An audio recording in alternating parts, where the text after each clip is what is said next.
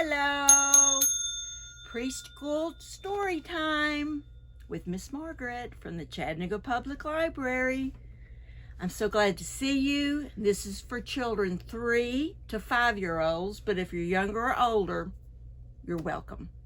Today we're talking about books and the library, and I bet you have books at home that you read every night. Maybe you have a favorite one.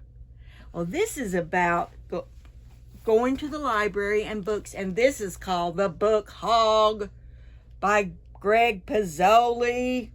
Yeah, I like him. He's on a scooter, isn't he? And this book is put out by Disney. The Book Hog. He likes books.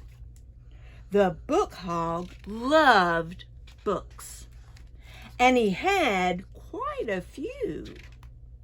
Wow, he does. He loved the way they smelled and the way the pages felt in his hooves. He especially liked the ones with pictures. He picked them up here, he's at a yard sale, and there in the garbage can, and anywhere he could find them. There's a place called Wilbur's Books.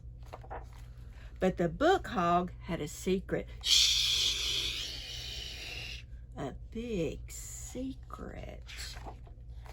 He didn't know how to read. He had never learned. He was surrounded by books, but the Book Hog couldn't read a single one. The Book Hog went to bed every night without a bedtime story. Now he goes to bed and he has a book, but he can't read it. Aw. One morning he went out looking for some more books. See him? He came to a long, low building, and he smelled some books inside. Ooh. He snuck through the stacks, adding several books to his pile. But then a soft voice said, "Would you like to join us for story time?" It was Miss Olive, the librarian. "Pick out a book and I'll read it with you." The Book Hog blinked and then he swallowed. You'll read a book with me?" "Of course," said Miss Olive. "As many as you'd like." Miss Olive is an elephant. This gave the Book Hog an idea. "Wait here," he said. He went home, put, on a scooter, and he came back with a big wagon with all his books. Miss Olive led story time, and the Book Hog listened closely. He heard many stories, some funny, some sad, some kind of in between. And over time, and with practice, the Book Hog learned to read on his own. Ooh, I don't know if that's safe or not. He's on a scooter, got books all over him. He grew to love books even more, and not just for the way they looked and felt, but for the stories they told. And yes, the Book Hog still takes a lot of books, but he always brings them back. The end. Don't you like the Book Hog? And I really like Greg Pizzoli's books. Okay. Since we're doing a flannel board about dragons, I took my dragons to the library in a minute. This is Duncan the Story Dragon by Amanda Driscoll. It's another dragon about the library. Maybe you've seen this before. He's green, he's cute. And this book is by Alfred Knopf. There he is. Duncan the dragon loved to read. When Duncan read a book, the story came to life, and his imagination caught fire. Unfortunately, so did his book. I I guess when a dragon gets excited, the fire comes out of their mouth. Oop! And the book burned up. I just want to finish a book, said Duncan. I need to know what happens. Do the pirates find treasure? Does the captain save the ship? Do aliens conquer the earth? And I want to read those two wonderful words like the last sip of a chocolate milkshake. The end. Duncan tried everything to keep his cool. Really, truly, everything. He read in the refrigerator, he read in front of a fan, and he read in the bathtub. I have an idea, said Duncan. I will find a friend to read to me. So Duncan searched a nearby neighborhood. Hello, friend, he said to the raccoon. Would you please read me this book? Uh-oh. Whoop! Ooh, he was scared of him. Duncan explored an evergreen forest. Hello, friend, he said to a possum. Could you please read me this book? Does he look like he's going to? No. Plonk! He pretended like he was dead. That's what possums do. Duncan traveled to a faraway farm. Hello, friend, he said to the bull. Will you please read me this book? And the bull said, "Row, row." And Duncan had to jump up in the tree. And he said, yow, because he charged him. I think that's a note. After searching the entire countryside, Duncan trudged back to his cottage. As he hugged his book, a fat tear trickled down Duncan's cheek. It landed with a plop, dribbled-drabbled across the floor, then ran split-splat into a mouse. See the little mouse? Sad ending, asked the mouse. I'll never know, said Duncan. As Duncan explained his problem, he noticed a twinkle in the mouse's eye. Do you like books? Duncan asked. I love books, said the mouse. Will you please read me this book? Well, certainly, said the mouse. So the mouse read to Duncan carefully. And together they battled sea monsters, dodged icebergs, and discovered new lands. They took breaks for roasted hot dogs and toasted marshmallows, and finally the friends sailed home. Then the mouse read those two wonderful words like the last sip of a chocolate milkshake. The end. But actually, it was only the beginning. Oh gosh, he's at the library with the mouse, and he's got a chocolate milkshake. Who knew? Isn't that a sweet book? Oops. And he says, oops, sorry about this book. He didn't mean to burn it. And the mouse says, whoa, must have been a good book. Duncan the Story Dragon. You can put that on hold. Okay, I'm going to read one more. This is called The Perfect Seat. Yeah. By Ming Lee and Gus Gordon. And this book is put out by, it doesn't say, so we won't worry about that. The Perfect Seat. Can you read to me? Of course, but first we have to find The Perfect Seat. It's put out by Disney. Happy reading. Oh, look, the author signed it. I think Miss Brooke went somewhere and got this from the author. Oh, cool. Is that true, Miss Brooke? Yes. She signed it. That makes it very special. This seat's too big, and this seat's too small. See how little it is? This is too old. Looks like it broke. And this is too new. Oh, it's in the store window. Woohoo. This seat is too rough. Boing, bing, bing. And this is too slippery. Hard to read a book when you're going down the slide. They're looking for a perfect seat, remember? This seat, should the perfect seat make you this dizzy? It's going around and around and around. And this seat is too thin, too thin. This seat is too wide all the way across. They're saying taxi. Oh, they're waiting for a taxi. Too wide. This seat is too tall. And this seat is too short. This seat is too funky. And this seat is too fancy. I like it though.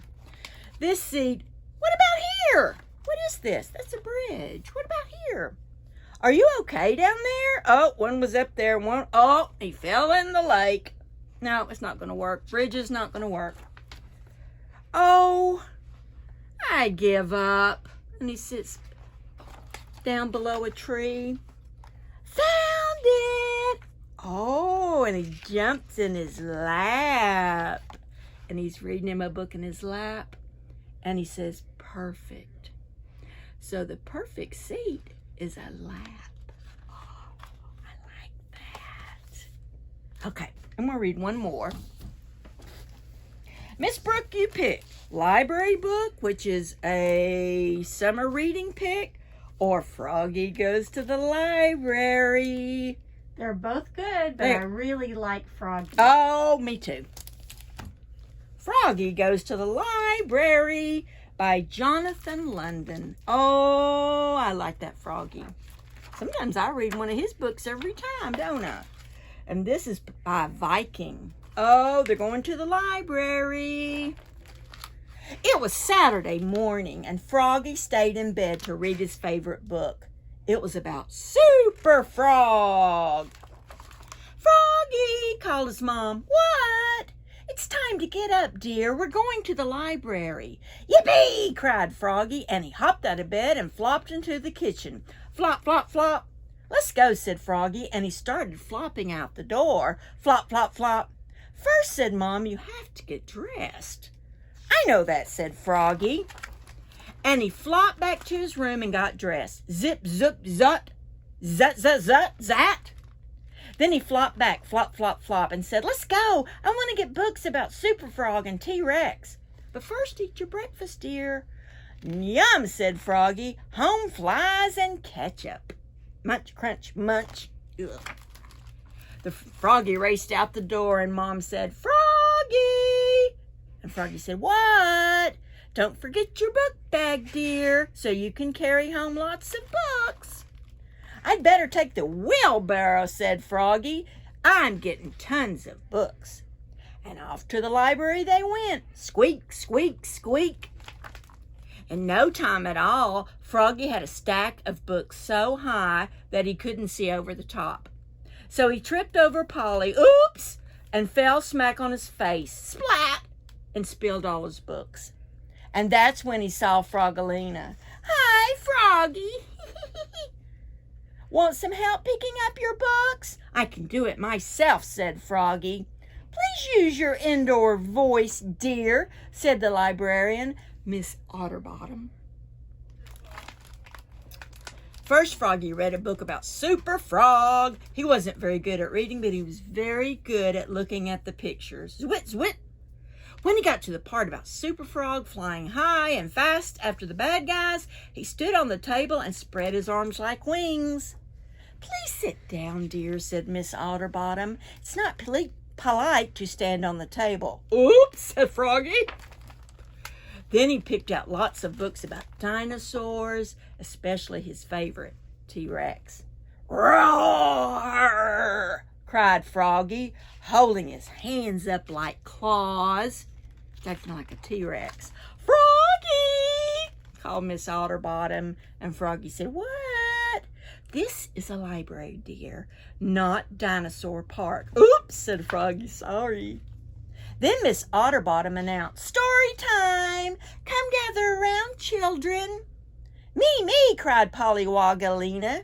Story time is for babies, said Froggy. But little by little, the book that Miss Otterbottom was reading got all of his attention. What a great story, thought Froggy, and he wanted to know what happened next, so he scooted closer and closer And when she started doing rhymes and songs, he got so excited that he leapfrogged over Frogolina, he leapfrogged over his mother, and he leapfrogged over Polly, right smack beside Miss Otterbottom, and started singing, wiggle, wiggle, waggle, waggle, giggle, giggle, gaggle, gaggle. And the kids all laughed like crazy. And Froggy kept singing and dancing until suddenly it grew quiet. So quiet you could hear a fly burp. Froggy took one look at Miss Otterbottom, and uh-oh, he knew he was in trouble.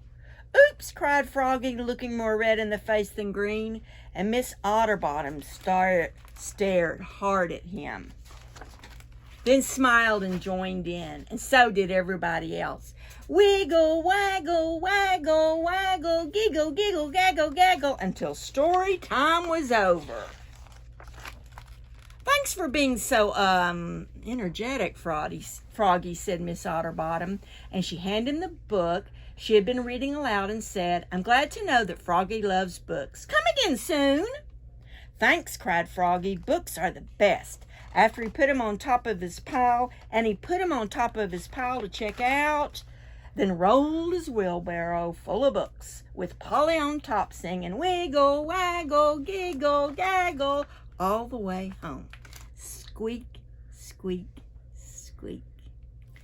Hi! Since we're talking about the library and going to the library, this is called I Took My Dragon to the Library. What do you think about that? Are you ready? My dragons really love to read, so I decided to take them to the library. They can be a handful, so I took them one at a time. On Monday, I took my purple dragon to the library. My purple dragon loves books, but her long claws kept poking holes in them. Ooh. So I took her home.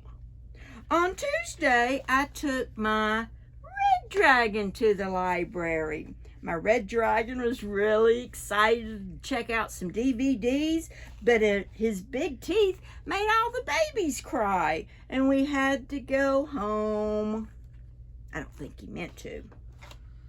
On Wednesday, I took my pink dragon to the library. She went over to the picture books and started reading, but she left lots of shiny scales behind and made a big mess. So I took her home. On Thursday, I took my blue dragon to the library. My blue dragon has a very long tail, and when he ran too fast around the library, he bumped into people and knocked shelves over. He had to run home. Woo! But he had a good time. On Friday, I took my yellow dragon to the library. My yellow dragon loves story time, but she has really big wings, and they blocked all the other kids from seeing the books. She also talked so much that no one could hear the librarian read. So she went home. On Saturday, I took my green dragon to the library. My green dragon is very well behaved. He handled the books gently. He smiled nicely at the babies. He cleaned up his messes. He walked carefully around the library, and he sat quietly in story time. But my green dragon has allergies, and he sneezed and caught the librarian's hair on fire. Woo! The nice people at the library told me that I can come visit whenever I want, but from now on, my dragons all have to stay home.